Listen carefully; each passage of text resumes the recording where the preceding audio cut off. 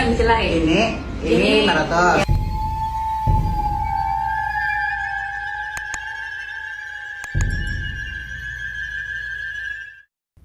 Kisah pesugihan popok WW yang membuat si pemiliknya jadi kaya. Sebelum menyimak, bila Anda belum subscribe, silahkan klik tombol subscribe dan nyalakan loncengnya untuk mengikuti saluran ini supaya tidak ketinggalan dengan video terbaru selanjutnya. Bermula bau asap sate kambing menyeruak. Hembusan angin yang bertiup kencang membawa asap bakaran arang sate itu terbang menusuk hidung orang-orang yang lewat. Seketika asap itu menyentil indera penciuman seseorang, ia akan terbawa keinginan untuk membelinya. Asap itu seperti magnet yang membawa orang-orang rela berdesakan di bangku-bangku panjang warung sate. Mereka rela mengantre berjam-jam untuk seporsi sate berisikan 5 tusuk dengan saus kecap dilengkapi lalap kubis dan tomat iris. Harganya tidak bisa dibilang murah dibandingkan warung-warung sate sekitarnya. Soal rasa begitu pula, hanya datar saja. Gurihnya daging bercampur dengan manisnya kecap. Penyajiannya sederhana, seporsi nasi dalam satu piring, seporsi sate terpisah di piring lainnya, dan secawan lalap segar. Penjualnya ibu-ibu setengah tua yang super duper judes. Sekalipun tak pernah diberikannya senyum kepada pelanggan. Wajah juteknya membosankan, bahkan sedikit sinis dan cuek. Rambut ikalnya yang diikat ke atas, mata sipit, sudut bibir melengkung ke bawah dan posisi alis turun ke arah dalam. Fisiologi ini semakin menunjukkan ekspresi arogannya. Setali 3 uang dengan para pembantunya yang melayani pelanggan. Mereka semua pasang muka datar. Tak sedikit pun keramahan yang ditunjukkan seperti mbak-mbak yang biasa melayani di toko waralaba. Warung sate itu memang mematahkan teori bisnis yang dikemukakan ahli ekonomi. Soal rasa tidak ada yang istimewa, harga dan layanan begitu pula. Namun larisnya penjualan dengan omzet besar akan membuat semua orang bertanya, kok bisa? Itulah jawaban yang juga ingin saya ketahui Pak Ejo. Seorang kawan mantan wartawan investigasi mencoba menyelidiki. Ia berkali-kali datang untuk mengamati situasi. Kedatangan pertama semua tampak biasa saja. Pemilik itu membuka warung satenya di pagi hari.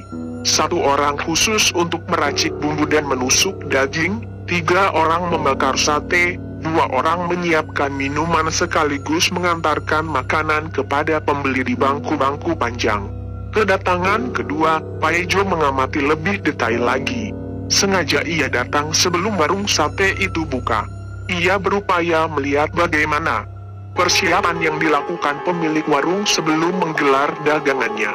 Benar saja ia menemukan sedikit kejanggalan saat pemilik warung sedang menyalakan bara api di atas sarang.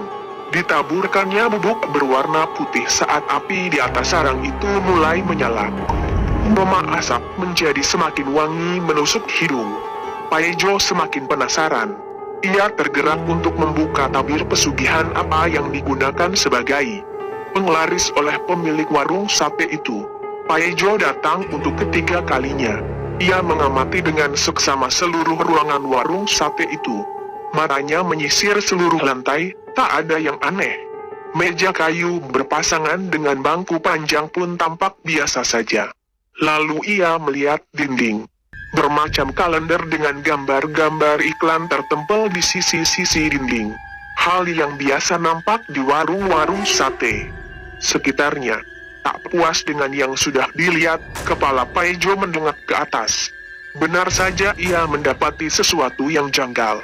Ada sesuatu tergantung yang dibungkus dengan kain berwarna putih. Besarnya sekepal tangan dewasa. Ia tahu betul apa bungkusan itu sebenarnya. Ia pernah menemukannya juga di warung milik temannya. Bungkusan itu adalah popok WW.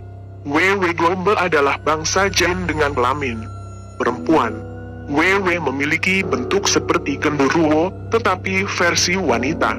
Badannya besar serta payudara raksasa yang menggantung merupakan ciri khasnya. WW juga bertanggung jawab terhadap banyaknya bayi manusia yang hilang. Ia terkenal suka dengan bayi. Wewe akan datang ke sungai untuk melahirkan dan memandikan anak-anaknya. Saat itulah, biasanya para dukun datang dan mencuri popok bayi mereka popok. Itu kemudian akan dapat digunakan untuk berbagai hal. Aroma popok wewe yang khas dapat mendatangkan pelanggan. Paejo mengarahkan kamera HP-nya. Ia mengambil gambar. Saat bersamaan Paejo dihampiri oleh pemilik warung. "Mas, kalau sudah tahu, tolong jangan diceritakan kepada orang lain. Awas ya," ancam pemilik warung dengan muka datarnya. Paejo pun hanya mengangguk. Meski takut, namun ia puas dapat mengetahui misteri itu yang ia simpan rapat-rapat. Itulah kisah cerita mistik popok wewe. Sampai jumpa di video selanjutnya. Terima kasih sudah menyaksikan.